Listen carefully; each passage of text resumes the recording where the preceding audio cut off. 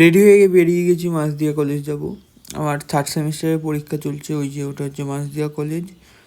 আর হচ্ছে আমরা ট্রেনে করে যাচ্ছিলাম মাসদিয়া কলেজে, সব বন্ধুবান্ধবরা।